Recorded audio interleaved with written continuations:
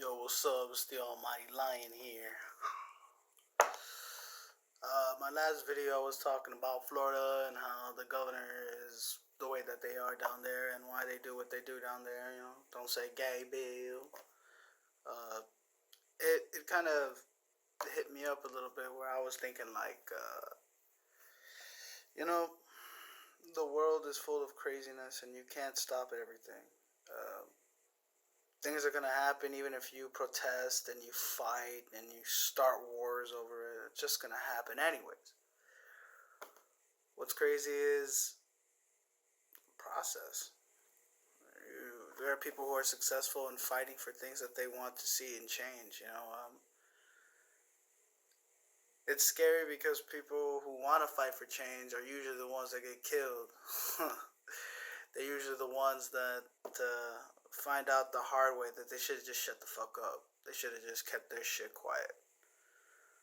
But then I start thinking, if we only have one life to live, isn't it worth to fight for every single second that you have to live that life? I know it's hard. I know it's crazy. I know you got people out there who have their own minds. People don't like me. People that I don't like necessarily agree with, but I can disagree to avert a problem. It's funny what's going on in the country now where you got everybody who was so upset over this election that they can't let it go. They're trying so hard to convince people that this guy was a good guy, but he's not. Um, it's like uh, it's like when the Almighty tells you, "Hey, this is a bad place. You shouldn't go there," and you know full well you shouldn't go there, but you end up there, and you go through whatever experience you go through if you can survive it. Now, I'm not saying, I'm not saying that everything that we do can cause a big change, but the little things that we do are represented by who we are. People that want to see change are people that have been battered and beat down and have found the way and the means to do what they want to do and change the world and change the things that are in the world that was against them from the beginning. But when you have people who are good with manipulating fear, who are good at controlling a mob, basically telling people, oh, you know what it felt like on that, was it that January 6th insurrection where all these non-American losers couldn't accept the fact that they lost a legitimate election. It reminded me of Napoleon Bonaparte when he had lost the war or he had lost the battle, but he was able to arrive to France or wherever the hell, to France before news could reach that he lost, and he was able to twist the words of his loss into a win, and the people of France believed him. And he did this more than once. He did it with the battle, and then he did it again when his parliament or when his people his people told him, no, we're not going to do what you want. So in order to get his way, he made it seem to the people that he was abused by Congress, that they beat his ass and they marked him, and really he did it to himself. But the thing is, the power of words, the power of manipulation, the power of lies, the power of fear. A lot of these people out there right now who are running for re-election, who are running for districts, who are running to become new sheriffs and new cops. I mean, in here in Illinois, you got a bunch of these governors who are defund the police, not on my watch. You have these stupid ads on YouTube. Oh, the governor, he helped me with my small business. And, I can't knock somebody for doing what they're doing. I mean, everybody has a price, right? I mean, if you're a small business owner and you're successful and the governor likes that and wants to use you, well, then I guess you just got paid. And that's what I mean. Everybody is willing to sell themselves out for a manipulation tool, a tactic, a way to keep their seat so they can have their power. Can any one of us change this system? Yeah, I believe we all can if we all fight and we all agree to disagree on things and just reform our systems. But is that something that's going to happen right away? No.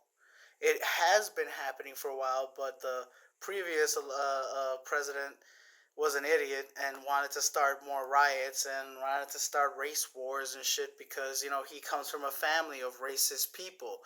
It's been documented, and if you look it up, he has gone to court and he has had to pay because for being racist. Uh, there's so much going on right now, and everybody's it doesn't matter who's saying what because it works. It applies to the same thing too. To the people who are like the left, and the people who are the right, the people who are the center. I think that it's so stupid that these people will fight with each other to call each other names in a political sense just to just to drum up stupidity. Why is it that we had a president who listened to the fear mongers, the idiot guy who did the critical race theory?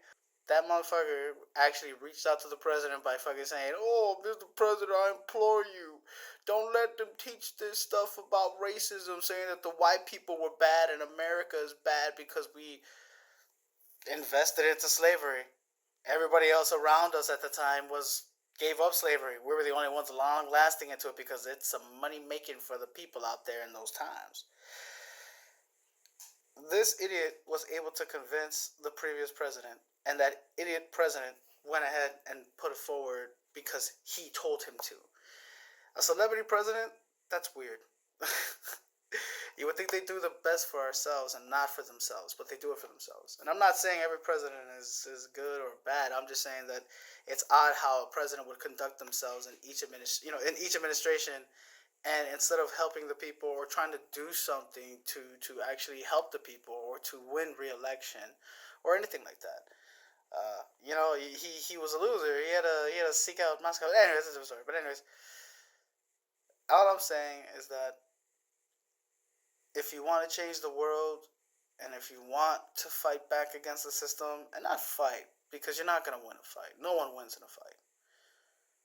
In order for things to change, we are the ones that have to push our weight against the states, against the cities, against the suburbs, against those who implore and explore and use tactics and create laws and create bills that only make things worse for us and easier for them. Do I know what it's like to be a police officer? I don't. Do I know what it's like to be somebody in the field where they put their line on the life every day? I don't. I don't like I've had my run-in with the cops, and you know what, the majority of them are really shitty. They try to take your rights right away. They don't let you explain yourself. They just tell you, "Give me your ID," and if you don't give me my ID, this is Chicago, man. This is Illinois. This is the most corrupt city in the world, man. Well, I would say the world, but especially the United States.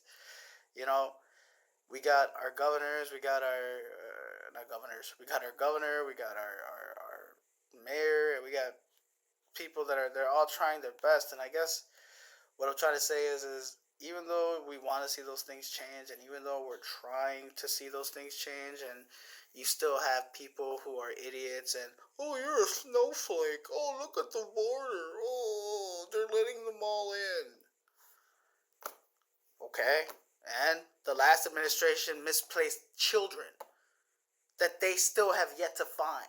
I don't think everybody remembers that, but there were a bunch of children who went missing that the previous administration was actually sued for and had to find the kids. And you know what their idiot staff said, because it went along with the administration of dumbasses? "We don't know where those other kids are."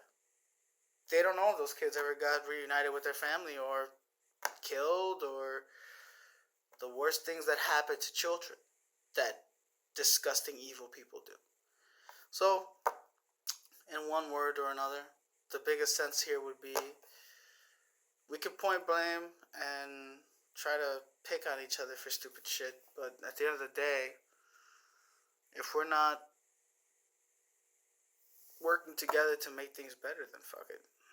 Fuck everybody.